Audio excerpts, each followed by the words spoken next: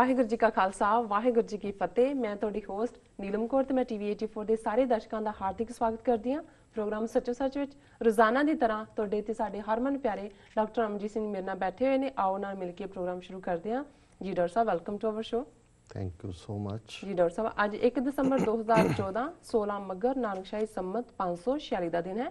ਤੇ ਡਾਕਟਰ ਸਾਹਿਬ, ਹੁਣ ਅਸੀਂ ਆਪਣੇ ਪ੍ਰੋਗਰਾਮ ਦੀ ਸ਼ੁਰੂਆਤ ਕਰਦੇ ਹਾਂ ਅੱਜ ਦੇ ਕਿਸੇ ਅਹਿਮ ਮੁੱਦੇ ਤੋਂ, ਪਰ ਉਸ ਤੋਂ ਪਹਿਲਾਂ ਤੁਸੀਂ ਸਾਡੇ ਦਰਸ਼ਕਾਂ ਨੂੰ ਦੱਸੋ ਕਿ ਤੁਹਾਡਾ ਵੀਕਐਂਡ ਕਿਸ ਤਰ੍ਹਾਂ ਗੁਜ਼ਰਿਆ। ਦੇਖੋ, ਸਭ ਤੋਂ ਪਹਿਲਾਂ ਤਾਂ ਅਸੀਂ ਆਪਣੇ ਦਰਸ਼ਕਾਂ ਤੋਂ ਸਰੋਤਿਆਂ ਤੋਂ ਮਾਫੀ ਚਾਹੁੰਦੇ ਹਾਂ ਜੀ ਕਿ ਅਸੀਂ ਆਲਮੋਸਟ 4 ਦਿਨ ਬਾਅਦ ਥਰਸਡੇ ਥੈਂਕਸਗਿਵਿੰਗ ਸੀ ਜੀ, ਉਸ ਦਿਨ ਮੈਂਡੇਟਰੀ ਛੁੱਟੀ ਹੁੰਦੀ ਹੈ, ਫੈਡਰਲ ਹੌਲੀਡੇ ਹੈ, ਉਸ ਲਈ ਅਸੀਂ ਨਹੀਂ ਕਰ ਸਕੇ ਜੀ। ਫਰਾਈਡੇ ਮੈਂ ਫਲਾਈ ਕਰਨਾ ਸੀ ਕੈਲੀਫੋਰਨੀਆ ਲਈ, ਕਿਉਂਕਿ ਸੈਚਰਡੇ ਇੱਕ ਬੜੀ ਇੰਟਰਨੈਸ਼ਨਲ ਅਹਿਮੀਅਤ ਦਾ ਸੈਮੀਨਾਰ ਸੀ ਜੀ ਜਿਸ ਦਾ ਮੈਂ ਜ਼ਿਕਰ ਕਰਾਂਗਾ। ਔਰ ਸੈਚਰਡੇ ਸੰਡੇ ਵੈਸੇ ਹੀ ਵੀਕਐਂਡ ਹੋ ਜਾਂਦਾ ਔਰ ਹਾਲਾਂਕਿ ਕੋਸ਼ਿਸ਼ ਕੀਤੀ ਕਿ ਅਸੀਂ ਇਹਨਾਂ ਦੋਨਾਂ ਦਿਨਾਂ 'ਚ ਹੀ ਥਰਸਡੇ ਔਰ ਫਰਾਈਡੇ ਜਿਹੜਾ ਹੈ ਉਹ ਕੋਈ ਨਾ ਕੋਈ ਕ੍ਰੀਏਟਿਵ ਪ੍ਰੋਗਰਾਮ ਦਈਏ। ਔਰ ਇਸ ਲਈ ਥਰਸਡੇ ਨੂੰ ਜਿਹੜੀ ਸਾਡੀ ਪੈਨਲ ਡਿਸਕਸ਼ਨ ਗੁਰਪਤਵੰਤ ਸਿੰਘ ਪੰਨੂ ਜਿਹੜੇ ਲੀਗਲ ਐਡਵਾਈਜ਼ਰ ਨੇ 6 ਫॉर ਜਸਟਿਸ ਤੇ ਉਹਨਾਂ ਨਾਲ ਸੀ ਜੀ, ਉਸ ਦਾ ਰਿਲੇ ਸੀ। ਔਰ ਫਰਾਈਡੇ ਨੂੰ ਖਾਸ ਤੌਰ ਤੇ ਅਦਰ ਵੇ ਅਰਾਊਂਡ ਸੀ। ਥਰਸਡੇ ਦੁਆਬਾ ਸਿੱਖ ਐਸੋਸੀਏਸ਼ਨ ਵੱਲੋਂ ਜਿਹੜਾ ਪ੍ਰੋਗਰਾਮ ਫਲਸ਼ਿੰਗ ਗੁਰਦੁਆਰਾ ਸਾਹਿਬ ਰੱਖਿਆ ਗਿਆ ਸੀ, ਉਸ ਦੇ ਵਿੱਚ ਸਾਡੀ ਸਪੀਚ ਜਿਹੜੀ ਸੀ ਉਹ ਡਿਸਪਲੇ ਹੋਈ। ਔਰ ਫਰਾਈਡੇ ਜਿਹੜੀ ਹੈ ਉਹ ਪੈਨਲ ਡਿਸਕਸ਼ਨ ਫਿਰ ਜਿਹੜੀ ਹੈ ਉਹ ਰਿਪੀਟ ਕੀਤੀ ਗਈ ਜੀ। ਜਿਹੜਾ ਸੈਮੀਨਾਰ ਸੈਚਰਡੇ ਅਮਰੀਕਨ ਗੁਰਦੁਆਰਾ ਪ੍ਰਬੰਧਕ ਕਮੇਟੀ ਨੇ ਗੁਰਦੁਆਰਾ ਸਿੰਘ ਸਭਾ ਬੇਰੀਏ ਦੇ ਸਹਿਯੋਗ ਨਾਲ ਕਰਵਾਇਆ, ਉਹ ਬਹੁਤ ਹੀ ਸਫਲ ਸੈਮੀਨਾਰ ਰਿਹਾ। ਉਸ ਦੇ ਵਿੱਚ ਜਿਹੜਾ ਪੈਨਲ ਸੀ ਉਹਦੇ ਵਿੱਚ ਮੁੱਖ ਤੌਰ ਦੇ ਉੱਤੇ 3 ਪੈਨਲਿਸਟ ਸਨ। ਡਾਕਟਰ ਗੁਰਦਰਸ਼ਨ ਸਿੰਘ ਢਿੱਲੋਂ ਜਿਹੜੇ ਇਸ ਸੈਮੀਨਾਰ ਲਈ ਵਿਸ਼ੇਸ਼ ਤੌਰ ਤੇ ਚੰਡੀਗੜ੍ਹ ਤੋਂ ਫਲਾਈ ਕਰਕੇ ਆਏ ਜੀ, ਔਰ ਡਾਕਟਰ ਇਕਤਦਾਰ ਕਰਾਮਤ ਚੀਮਾ ਜਿਹੜੇ ਕਿ ਬੜੇ ਵੱਡੇ ਸਕਾਲਰ ਨੇ। ਸਿਰਫ ਇਸਲਾਮਿਕ ਵਰਲਡ ਜਾਂ ਪਾਕਿਸਤਾਨ ਦੀ ਕਮੇਟੀ ਦੇ ਹਵਾਲੇ ਨਾਲ ਹੀ ਉਹਨਾਂ ਨੂੰ ਨਹੀਂ ਜਾਣਿਆ ਜਾਂਦਾ, ਉਹ ਲੰਡਨ ਬੇਸਡ ਨੇ, ਬੜੀ ਛੋਟੀ ਉਮਰ 'ਚ ਔਰ ਰਜਿਸਟਰਾਰ ਪੰਜਾਬ ਯੂਨੀਵਰਸਿਟੀ ਲਾਹੌਰ ਵੀ ਰਹੇ ਜੀ। ਔਰ ਇੰਗਲੈਂਡ 'ਚ ਹੁੰਦੇ ਆ ਪਿਛਲੇ ਦਿਨਾਂ 'ਚ ਉਹਨਾਂ ਨੇ ਬ੍ਰਿਟਿਸ਼ ਪਾਰਲੀਮੈਂਟ ਮੈਂਬਰਸ, ਭਾਵੇਂ ਉਹ ਸਾਊਥ ਏਸ਼ੀਅਨ ਔਰੀਜਨ ਦੇ ਨੇ, ਆਕਸਫੋਰਡ ਯੂਨੀਵਰਸਿਟੀ, ਇਹ ਸਾਰੇ 'ਚ ਸਿੱਖ ਜੈਨੋਸਾਈਡ ਦੇ ਮੁੱਦੇ ਦੇ ਉੱਤੇ ਪੇਪਰ ਪੜ੍ਹੇ ਸੀ। ਔਰ ਈਵਨ ਟੀਵੀ 84 ਦੇ ਉੱਪਰ ਵੀ ਉਹਨਾਂ ਦੀ ਜਿਹੜੀ ਲਗਭਗ ਅੱਧੇ ਘੰਟੇ ਦੀ ਟੀਵੀ 84 ਨਿਊਜ਼ ਡਿਸਕਸ਼ਨ ਸੀ ਉਹ ਬਹੁਤ ਪੋਪੂਲਰ ਹੋਈ ਜੀ। ਔਰ ਬਹੁਤ ਸਾਰੇ ਸਾਡੇ ਦਰਸ਼ਕਾਂ ਨੇ, ਸਰੋਤਿਆਂ ਨੇ ਉਸ 'ਤੇ ਹਾਂ ਪੱਖੀ ਟਿੱਪਣੀਆਂ ਕੀਤੀਆਂ। ਸੋ ਉਹ ਦੂਸਰੇ ਪੈਨਲਿਸਟ ਸੀ ਔਰ ਤੀਸਰਾ ਮੈਂ ਵੀ ਉਸ ਪੈਨਲ ਦੇ ਵਿੱਚ ਸ਼ਾਮਲ ਸੀ। ਸੰਗਤਾਂ ਦਾ ਜਿਹੜਾ ਹੁੰਗਾਰਾ ਸੀ, ਹਾਲਾਂਕਿ ਇਹ ਕੋਈ ਬਹੁਤ ਜ਼ਿਆਦਾ ਪਹਿਲਾਂ ਤੋਂ ਐਡਵਰਟਾਈਜ਼ ਪ੍ਰੋਗਰਾਮ ਨਹੀਂ ਸੀ, ਮੀਡੀਆ 'ਚ ਐਡਸ ਚੱਲਦੀਆਂ ਰਹੀਆਂ ਥੋੜ੍ਹੀਆਂ ਬਹੁਤ, ਲੇਕਿਨ ਇਹਦੇ ਬਾਵਜੂਦ ਜਿੰਨਾ ਕੁ ਸਪੇਸ ਸੀ ਉਸ ਨਾਲੋਂ ਵੀ ਵੱਧ ਉਹਨਾਂ ਨੂੰ ਐਡੀਸ਼ਨਲ ਕੁਰਸੀਆਂ ਲਿਆ ਕੇ ਰੱਖਣੀਆਂ ਪਈਆਂ। ਔਰ ਸੈਮੀਨਾਰਸ ਦਾ ਖਾਸ ਤੌਰ 'ਤੇ ਜਿਵੇਂ ਇਸ ਸੈਮੀਨਾਰ ਦੇ ਹਵਾਲੇ ਨਾਲ ਵੀ ਜਿਹੜੀ ਪੋਜ਼ੀਟਿਵ ਗੱਲ ਹੈ ਕਿ ਸੰਗਤ ਦੇ ਵਿੱਚ ਤਾਂ ਚਲੋ ਗੁਰਦੁਆਰਾ ਸਾਹਿਬ ਆਉਣ ਵਾਲੀ ਰੈਗੂਲਰ ਸੰਗਤ ਹੁੰਦੀ ਹੈ, ਜਿਨ੍ਹਾਂ ਨੇ ਸਮਾਗਮ ਰੱਖੇ ਹੁੰਦੇ ਨੇ, ਕਿਸੇ ਦਾ ਅਖੰਡ ਪਾਠ ਹੈ, ਲੰਗਰ ਹੈ, ਉਹਨਾਂ ਦੇ ਸੱਦੇ ਤੇ ਲੋਕ ਆਏ ਹੁੰਦੇ ਨੇ ਜੀ। ਪਰ ਜ਼ਾਹਰ ਹੈ ਵੀ ਇਸ ਕਿਸਮ ਦੇ ਔਡ ਆਵਰਸ ਔਰ ਖਾਸ ਤੌਰ ਤੇ ਵੀਕਐਂਡ ਜਦੋਂ ਤੁਸੀਂ ਸੈਚਰਡੇ ਦਾ ਟਾਈਮ ਜਿਹੜਾ ਈਵਨਿੰਗ ਮੋਸਟਲੀ ਲੋਕਾਂ ਦਾ ਕੋਈ ਨਾ ਕੋਈ ਫੈਮਿਲੀ ਫੰਕਸ਼ਨਸ ਹੁੰਦੇ ਨੇ, ਉਦੋਂ ਜਿੰਨੇ ਵੀ ਲੋਕ ਆਉਂਦੇ ਨੇ ਉਹੀ ਆਉਂਦੇ ਨੇ ਜਿਨ੍ਹਾਂ ਦਾ ਇੰਟਰਸਟ ਹੁੰਦਾ ਹੈ, ਜਿਨ੍ਹਾਂ ਦੀ ਦਿਲਚਸਪੀ ਹੁੰਦੀ ਹੈ। ਸੋ ਇਸ ਦੇ ਵਿੱਚ ਯੰਗਸਟਰਸ ਵੀ ਸਨ ਔਰ ਬੜੇ ਦੂਰੋਂ ਦੂਰੋਂ ਜਿਹੜੇ ਸਿੱਖ ਇੰਟੈਲੈਕਚੁਅਲ ਵੀ ਨੇ ਉਹਨਾਂ ਨੇ ਵੀ ਪਾਰਟਿਸਿਪੇਟ ਕੀਤਾ। ਔਰ ਕਿਉਂਕਿ ਇਸ ਦਾ ਇਹ ਲਾਸਟ ਡੇ ਸੀ 29 ਨਵੰਬਰ, 30ਵੀਂ ਦੁਖਦ ਯਾਦ ਨੂੰ ਹੀ ਨਵੰਬਰ ਦਾ ਸਾਰਾ ਮਹੀਨਾ ਸਮਰਪਿਤ ਹੈ ਜੀ। ਸੋ ਇਸ ਦਾ ਮੁੱਖ ਵਿਸ਼ਾ ਤੇ ਸਿੱਖ ਜੈਨੋਸਾਈਡ ਸੀ ਔਰ ਉਸ ਦੇ ਉੱਤੇ ਹੀ ਅਸੀਂ ਤਿੰਨਾਂ ਨੇ ਆਪਣੀ ਜਿਹੜੀ ਹੈ ਉਹ ਦਿੱਤੀ ਕਿ ਕੀ ਸੀ ਔਰ ਇਸ ਦਾ ਦੇ ਪਿੱਛੇ ਮਨਸ਼ਾ ਕੀ ਸੀ। ਪਰ ਕਿਉਂਕਿ ਅੱਜ ਕੱਲ੍ਹ ਪੰਜਾਬ ਦੇ ਹਵਾਲੇ ਨਾਲ ਜਿਸ ਕਿਸਮ ਦਾ RSS ਦਾ ਔਨਸਲੌਟ ਹੈ ਸਿੱਖਾਂ ਦੇ ਉੱਤੇ, ਰਾਸ਼ਟਰੀ ਸਿੱਖ ਸੰਗਤ ਦਾ, ਇਹ ਫਿਰ ਸਟ੍ਰਿਕਟਲੀ ਜੈਨੋਸਾਈਡ ਤੱਕ ਗੱਲ ਮਹਿਦੂਦ ਨਹੀਂ ਰਹੀ। ਔਰ ਜਿਹੜੀ ਡਿਸਕਸ਼ਨ ਹੈ ਉਹ ਪੰਜਾਬ 'ਚ ਕੀ ਹੋਏ, ਬਾਦਲਕਿਆਂ ਦੀਆਂ ਕੀ ਕਰਤੂਤਾਂ ਨੇ ਔਰ ਸਿੱਖ ਫਿਊਚਰ 'ਚ ਕੀ ਕਰਨ। ਸੋ ਥੋੜ੍ਹਾ ਬਹੁਤ ਉਦੋਂ ਮੈਨੂੰ ਲੱਗਾ ਕਿ ਵੀ ਫੋਕਸ ਲੂਜ਼ ਹੋਇਆ। ਲੇਕਿਨ ਅਲਟੀਮੇਟਲੀ ਜਦੋਂ ਤੁਸੀਂ ਡਿਸਕਸ਼ਨਸ ਚਾਹੁੰਦੇ ਹੋ, ਓਪਨ ਡਿਸਕਸ਼ਨਸ, ਔਰ ਉਸ ਦੇ ਵਿੱਚ ਕੋਈ ਕਿਸੇ ਦਾ ਕੰਟਰੋਲ ਤਾਂ ਬਹੁਤਾ ਹੁੰਦਾ ਨਹੀਂ।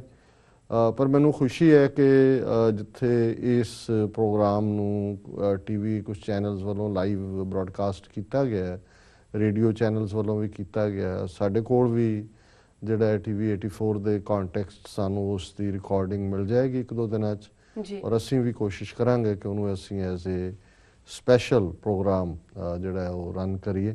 ਸੋ ਮੈਂ ਜਿਹੜਾ ਉਹਨਾਂ ਦਾ ਦਰਸ਼ਕਾਂ ਦਾ ਬਹੁਤਾ ਚਾਮ ਨਹੀਂ ਖੋਣਾ ਚਾਹੁੰਦਾ ਬਹੁਤ ਵੇਰਵੇ ਦੇ ਨਾਲ, ਪਰ ਮੈਂ ਇਹੀ ਕਹਿਣਾ ਚਾਹੁੰਦਾ ਕਿ ਵੀ ਜਿਸ ਅਵੇਅਰਨੈਸ ਲੈਵਲ ਦੇ ਉੱਤੇ ਅੱਜ ਸਾਡੀ ਐਟਲੀਸਟ ਇੱਕ ਐਜੂਕੇਟਡ ਕਲਾਸ ਉਹ ਆਈ ਹੈ, ਇਹ ਪਹਿਲਾਂ 30 ਸਾਲ 'ਚ ਦੇਖਣ ਦੇ ਵਿੱਚ ਨਹੀਂ ਆਇਆ ਜੀ। ਔਰ ਇਸੇ ਟ੍ਰਿਪ ਦੇ ਮੌਕੇ ਉਸੇ ਦਿਨ 29 ਤੋਂ ਪਹਿਲਾਂ ਇੱਕ ਸਮਾਗਮ ਫਰੀਮਾਉਂਟ ਗੁਰਦੁਆਰਾ ਸਾਹਿਬ ਵਿਖੇ ਸੀ। ਬੇਸ਼ੱਕ ਉਹ ਆਨੰਦ ਕਾਰਜ ਸਮਾਗਮ ਸੀ, ਲੇਕਿਨ ਬਹੁਤ ਵੱਡੀ ਗਿਣਤੀ ਦੇ ਵਿੱਚ ਸਿੱਖ ਸੰਗਤਾਂ ਜਿਹੜੀਆਂ ਕਿ ਸਾਰੇ ਹੀ, ਕਿਉਂਕਿ ਇਹਨਾਂ ਦੀ ਬੱਚੀ ਦਾ ਆਨੰਦ ਕਾਰਜ ਸੀ, ਸਰ ਜਸਵਿੰਦਰ ਸਿੰਘ ਜੰਡੀ ਉਹ ਗੁਰਦੁਆਰਾ ਸਾਹਿਬ ਦੇ ਪ੍ਰਧਾਨ ਵੀ ਰਹੇ, ਖਾਲਿਸਤਾਨੀ ਐਕਟਿਵਿਸਟ ਵੀ ਨੇ ਜੀ, ਤੇ ਬਹੁਤ ਵੱਡੀ ਗਿਣਤੀ 'ਚ ਉਹਨਾਂ ਦੇ ਹਮਦਰਦ ਔਰ ਸਨੇਹੀ ਆਏ ਹੋਏ ਸੀ। ਉੱਥੇ ਵੀ ਸੰਗਤਾਂ ਨਾਲ ਵਿਚਾਰ ਸਾਂਝੇ ਕਰਦੇ ਆ ਮੈਂ ਇਹ ਕਿਹਾ ਔਰ ਮੈਂ ਇਹ ਮਹਿਸੂਸ ਵੀ ਕਰਦਾ ਕਿ ਅੱਜ ਇੱਕ ਜਿਹੜਾ ਕੇਸ ਕਤਲ ਕਰਾਉਣ ਦਾ ਰੁਝਾਨ ਹੈ ਜਵਾਨੀ ਦੇ ਵਿੱਚ, ਨੌਜਵਾਨੀ 'ਚ ਔਰ ਬੀਬੀਆਂ 'ਚ ਵੀ ਜੀ, ਇਹ ਕਾਫੀ ਵੱਧਦਾ ਜਾ ਰਿਹਾ ਔਰ ਇੱਕ ਵਕਤ ਸੀ ਕਿ ਐਟਲੀਸਟ ਇਹ ਪਾਰਟ ਕੰਸੀਡਰ ਹੁੰਦਾ ਸੀ ਵਿਆਹ ਸ਼ਾਦੀਆਂ ਵੇਲੇ, ਰਿਸ਼ਤਿਆਂ ਵੇਲੇ, ਦੂਜਿਆਂ ਵੇਲੇ, ਪਰ ਹੁਣ ਇਹ ਵੀ ਇੱਕ ਇਸ ਲੈਵਲ ਤੱਕ ਚਲਾ ਗਿਆ ਕਿ ਬਹੁਤ ਵਾਰ ਜਿਹੜੇ ਰਾਗੀ ਜਾਂ ਪ੍ਰਚਾਰਕ ਮੌਕੇ ਦੇ ਉੱਤੇ ਹੁੰਦੇ ਨੇ ਜਿਨ੍ਹਾਂ ਦਾ ਇਹ ਫਰਜ਼ ਹੁੰਦਾ ਹੈ ਜੀ ਜੀ, ਕਿ ਉਹ ਇਸ ਗੱਲ ਨੂੰ ਜਿਹੜੀ ਕਮਜ਼ੋਰ ਗੱਲ ਹੈ ਉਸ ਦਾ ਨੋਟਿਸ ਲੈਣ, ਉਸ ਨੂੰ ਰੀਅਲਾਈਜ਼ ਕਰਵਾਉਣ ਔਰ ਉਸ ਦੇ ਉੱਤੇ ਪ੍ਰਣ ਲੈਣ, ਦ੍ਰਿੜ ਕਰਾਏ। ਔਰ ਇਹ ਹੁੰਦਾ ਸੀ ਕਿ ਜਿਨ੍ਹਾਂ ਨੇ ਅੰਮ੍ਰਿਤ ਨਹੀਂ ਸੀ ਛਕਿਆ ਹੁੰਦਾ ਜਾਂ ਜਿਨ੍ਹਾਂ ਦਾ ਸਰੂਪ ਨਹੀਂ ਸੀ, ਉਹ ਬੇਸ਼ੱਕ ਉਸ ਮੌਕੇ ਤੇ ਉਹਨਾਂ ਨੂੰ ਇਹ ਕਿਹਾ ਜਾਂਦਾ ਸੀ ਕਿ ਭਾਈ ਤੁਸੀਂ ਇਸ ਬਾਰੇ ਪ੍ਰਣ ਲਓ। ਪਰ ਹੁਣ ਤਾਂ ਇਹ ਹੋ ਗਿਆ ਵੀ ਉਹ ਮੈਂਸ਼ਨ ਕਰਨਾ ਵੀ ਨਹੀਂ ਜ਼ਰੂਰੀ ਸਮਝਦੇ, ਪਰ ਉਹਨਾਂ ਨੂੰ ਲੱਗਦਾ ਵੀ ਉਹਨਾਂ ਦੇ ਪੈਸੇ ਕੱਢ ਜਾਣਗੇ ਬਾਜੇ ਦੇ ਉੱਤੇ ਰੱਖੇ, ਜਾਂ ਘਰ ਵਾਲੇ ਜਿਹੜੇ ਨੇ ਉਹ ਐਮਬੈਰਸ ਮਹਿਸੂਸ ਕਰਨਗੇ। ਪਰ ਮੈਂ ਇੱਕ ਐਕਟਿਵਿਸਟ ਹੋਣ ਦੇ ਨਾਤੇ ਨੋ ਮੈਟਰ ਜਿੱਥੇ ਵੀ ਮੈਨੂੰ ਮੌਕਾ ਬਣਦਾ ਹੈ ਮੈਂ ਉੱਥੇ ਵੀ ਇਹ ਗੱਲ ਕਹੀ ਕਿ ਭਾਈ ਇਹ ਕੇਸ ਕਿਲ੍ਹਾ ਹੈ ਔਰ ਜਿਵੇਂ ਕਿਲ੍ਹੇ ਦੇ ਵਿੱਚ ਬੰਦਾ ਬੈਠਾ ਮਹਿਫੂਜ਼ ਹੁੰਦਾ, ਇਵੇਂ ਹੀ ਗੁਰੂ ਨੇ ਸਾਨੂੰ ਇਹ ਆਪਣੀ ਛਤਰ ਛਾਇਆ, ਆਪਣੇ ਪਿਆਰ ਦਾ ਕਿਲ੍ਹਾ ਦਿੱਤਾ ਹੈ। ਜਦੋਂ ਅਸੀਂ ਇਸ ਕਿਲ੍ਹੇ ਤੋਂ ਬਾਹਰ ਆਵਾਂਗੇ ਤਾਂ ਫਿਰ ਲਾਈਕ ਸਿਟਿੰਗ ਡਕਸ ਹੋਵਾਂਗੇ। ਜੀ ਜੀ।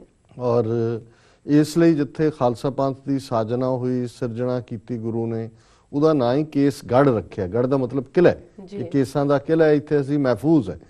ਸੋ ਬਾਅਦ ਦੇ ਵਿੱਚ ਬਹੁਤ ਸਾਰੇ ਸਿੱਖੀ ਵਿਚਾਰਧਾਰਾ ਵਾਲੇ ਨੌਜਵਾਨਾਂ ਨੇ ਆ ਕੇ ਮੈਨੂੰ ਧੰਨਵਾਦ ਵੀ ਕੀਤਾ ਕਿ ਜੀ ਮਤਲਬ ਇੰਨੀ ਵੱਡੀ ਗੈਦਰਿੰਗ 'ਚ ਇਹ ਗੱਲ ਕਿਸੇ ਨੇ ਕਹਿਣੀ ਵੀ ਨਹੀਂ ਯੋਗ ਸਮਝੀ। ਔਰ ਮੈਂ ਕਿਹਾ ਨਹੀਂ, ਮੇਰੇ ਲਈ ਇਹ ਠੀਕ ਹੈ, ਭਾਵੇਂ ਕਈ ਵਾਰੀ ਫੈਮਲੀਜ਼ ਐਮਬੈਰਸ ਵੀ ਮਹਿਸੂਸ ਕਰਦੀਆਂ ਨੇ, ਪਰ ਲੈਟ ਇਟ ਬੀ ਸੋ। ਜਿੱਥੇ ਸਿਧਾਂਤ ਦੀ ਗੱਲ ਹੈ ਉਹ ਗੁਰੂ ਹਰਿਰਾਏ ਸਾਹਿਬ ਨੇ ਕ੍ਰਾਈਟੇਰੀਆ ਦਿੱਤਾ ਹੋਇਆ ਹੈ ਕਿ ਭਾਈ ਜੇ ਫਿਰ ਪੁੱਤ ਵੱਲੋਂ ਵੀ ਕਹਿਣਾ ਪੈਂਦਾ ਹੈ ਕਿ ਭਾਈ ਨਹੀਂ ਮੇਰਾ ਕੋਈ ਸਬੰਧ ਨਹੀਂ ਹੈ ਤਾਂ ਫਿਰ ਠੀਕ ਹੈ ਨਾ ਜੀ। So next day Sunday Gurdwara ਸਾਹਿਬ ਤਾਂ ਨਹੀਂ, ਫਰੈਜ਼ਨੋ ਦੇ ਵਿੱਚ ਗੁਰਦੁਆਰਾ ਸਾਹਿਬ 'ਚ ਵੀ ਪ੍ਰੋਗਰਾਮ ਰੱਖੇ ਸੀ, ਪਰ ਫਰੈਜ਼ਨੋ ਦੇ ਵਿੱਚ ਇੱਕ ਹੋਰ ਪਰਿਵਾਰ ਹੈ ਜਿਹੜਾ ਪੂਰਨ ਗੁਰਸਿੱਖ ਪਰਿਵਾਰ, ਉਹਨਾਂ ਦੇ ਪਰਿਵਾਰ ਦੇ ਵੱਲੋਂ ਇੱਕ ਵੱਡਾ ਸਮਾਗਮ ਰੱਖਿਆ ਗਿਆ ਸੀ।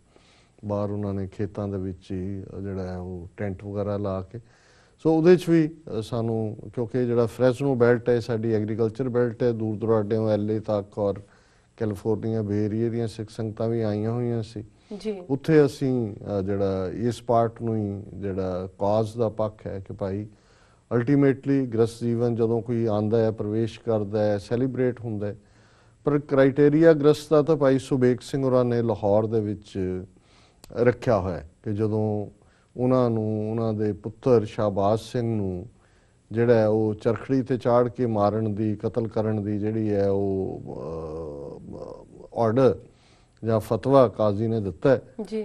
ਤੇ ਨਾਲ ਹੀ ਇਹ ਹੁੰਦਾ ਸੀ ਕਿ ਭਾਈ ਜੇ ਕੋਈ ਬੰਦਾ ਧਰਮ ਬਦਲ ਲਏ ਤਾਂ ਫਿਰ ਉਹਦੀ ਸਜ਼ਾਏ ਮੌਤ ਮਾਫ ਹੋ ਜਾਂਦੀ ਸੀ। ਸੋ ਕਾਜ਼ੀ ਨੇ ਉਹਨਾਂ ਨੂੰ ਕਿਹਾ ਕਿ ਭਾਈ ਸੁਬੇਗ ਸਿੰਘ ਨੂੰ ਕਿ ਤੁਸੀਂ ਬਿਰਧ ਹੋ, ਬਜ਼ੁਰਗ ਹੋ, ਤੁਸੀਂ ਤਾਂ ਬੇਸ਼ੱਕ ਮਰਨਾ ਚਾਹੁੰਦੇ ਹੋ, ਜੀ ਸਦਕੇ ਮਰੋ, ਆਪਣੇ ਪੁੱਤਰ ਨੂੰ ਹੀ ਕਹੋ ਕਿ ਭਾਈ ਇਹ ਇਸਲਾਮ ਕਬੂਲ ਕਰ ਲੈ, ਘੱਟੋ ਘੱਟ ਤੁਹਾਡੀ ਜੜ ਤਾਂ ਰਹੇਗੀ ਜੀ, ਤੁਹਾਡਾ ਖਾਨਦਾਨ ਤਾਂ ਚੱਲੇਗਾ। ਤੇ ਮੈਂ ਇਹ ਹਮੇਸ਼ਾ ਹਰ ਜਿਹੜਾ ਵਿਆਹੰਦਰ ਜੋੜੀ ਹੈ ਉਹਨਾਂ ਨੂੰ ਐਡਰੈਸ ਕਰਦੇ ਹਾਂ, ਕਹਿੰਦੇ ਕਿ ਭਾਈ ਜਿਹੜਾ ਜਵਾਬ ਉਹਨਾਂ ਨੇ ਦਿੱਤਾ ਉਹੀ ਸਾਡੇ ਲਈ ਇੱਕ ਸ਼ਖਸੀ ਜੀਵਨ ਹੈ। ਕੌਣ ਰੱਬ ਦੇ ਨੇੜੇ ਹੈ, ਰੱਬ ਕਿਹਨੂੰ ਕਿੰਨਾ ਪਿਆਰ ਕਰਦਾ ਹੈ, ਇਹ ਰੱਬ ਦਾ ਤੇ ਉਸ ਇੰਡੀਵਿਜੂਅਲ ਦਾ ਰਿਸ਼ਤਾ ਹੈ ਜੀ ਇਹ ਸਾਡੀ ਸ਼ਖਸੀ ਰਹਿਣੀ ਹੈ, ਇਹ ਕਰਮੀ ਆਪੋ ਆਪਣੀ ਕੇ ਨੇੜੇ ਕੇ ਦੂਰ। ਪਰ ਦੂਸਰਾ ਪੱਖ ਜਿਹੜਾ ਹੈ ਸਾਡਾ ਪੰਥਕ ਰਹਿਣੀ ਹੈ, ਔਰ ਜਿਹੜਾ ਜਵਾਬ ਭਾਈ ਸੁਬੇਗ ਸਿੰਘ ਨੇ ਦਿੱਤਾ ਉਹ ਇਹੀ ਸੀ ਕਿ ਹਮ ਕਾਰਣ ਗੁਰ ਕੁਲਹ ਗਵਾਈ, ਹਮ ਕੁਲ ਰਾਖੇ ਕਵਨ ਵਡਾਈ। ਜੀ ਕਿ ਸਾਡੀ ਖਾਤਰ ਗੁਰੂ ਨੇ ਆਪਣਾ ਸਰਬੰਸ ਕੁਰਬਾਨ ਕੀਤਾ, ਜੀ, ਆਪਣੀ ਕੁਲ ਦਿੱਤੀ ਹੈ। ਔਰ ਅੱਜ ਜੇ ਸਿੱਖੀ ਲਈ ਪਰਖ ਦਾ ਸਮਾਂ ਹੈ ਤੇ ਅਸੀਂ ਆਪਣੀ ਕੁਲ ਦਾ ਫਿਕਰ ਕਰੀਏ, ਇਹ ਸਿੱਖੀ ਨੂੰ ਦਾਗ ਲੱਗਣ ਵਾਲੀ ਗੱਲ ਹੈ। ਸੋ ਮੈਂ ਸਮਝਦਾ ਵੀ ਅਸੀਂ ਕਿਸੇ ਵੀ ਖੁਸ਼ੀ ਗਮੀ ਦੇ ਮੌਕੇ ਆਪਣੇ ਉਹਨਾਂ ਸਾਰੇ ਸ਼ਹੀਦਾਂ ਨੂੰ ਜਿਹੜੇ ਅਜੋਕੇ ਦੌਰ ਦੇ ਨੇ, ਪੁਰਾਤਨ ਤਾਂ ਅਸੀਂ ਅਰਦਾਸ ਯਾਦ ਕਰਦੇ ਹਾਂ ਜੀ, ਉਹਨਾਂ ਨੂੰ ਹਮੇਸ਼ਾ ਆਪਣੇ ਧਿਆਨ 'ਚ ਲਿਆਈਏ ਕਿ ਉਹਨਾਂ ਦੇ ਸਾਹਮਣੇ ਵੀ ਜ਼ਿੰਦਗੀ ਸੀ, ਜੀਣ ਦੇ ਸਬਬ ਸਨ, ਉਹਨਾਂ ਦੀਆਂ ਭੈਣਾਂ ਭਰਾ, ਚਾਅ ਵਿਆਹ ਸ਼ਾਦੀਆਂ, ਇੱਕ ਪ੍ਰੋਸਪੈਰਿਟੀ, ਲੇਕਿਨ ਉਹਨਾਂ ਨੇ ਧਰਮ ਦੇ ਰਸਤੇ ਨੂੰ ਚੁਣਿਆ, ਸੱਚ ਦੇ ਰਸਤੇ ਨੂੰ ਚੁਣਿਆ, ਔਰ ਆਪਣੀ ਜਿਹੜੀ ਹੈ ਜਾਨਾਂ ਦੇ ਨਜ਼ਰਾਨੇ ਗੁਰੂ ਦੇ ਚਰਨਾਂ 'ਚ ਭੇਟ ਕੀਤੇ ਤਾਂ ਕਿ ਸਿੱਖੀ ਕੇਸਾਂ ਸਵਾਸਾਂ ਦੇ ਨਾਲ ਨਿਭੇ। ਜੀ ਸੋ ਕੁੱਲ ਮਿਲਾ ਕੇ ਇਹ ਮੁੱਖ 3 ਫੰਕਸ਼ਨ ਇਸ ਟ੍ਰਿਪ ਦੇ ਸਨ ਜੀ, ਔਰ ਇਸ 'ਚ ਖਾਸ ਤੌਰ ਤੇ ਜਿਹੜਾ ਸੈਮੀਨਾਰ ਆਸਪੈਕਟ ਹੈ ਉਹ ਮੈਂ ਸਮਝਦਾ ਵੀ ਕਾਫੀ ਸਰਾਹਿਆ ਗਿਆ, ਕਿਉਂਕਿ ਇਸ ਕਿਸਮ ਦੇ ਪ੍ਰੋਗਰਾਮ ਬਹੁਤ ਘੱਟ ਹੁੰਦੇ ਨੇ।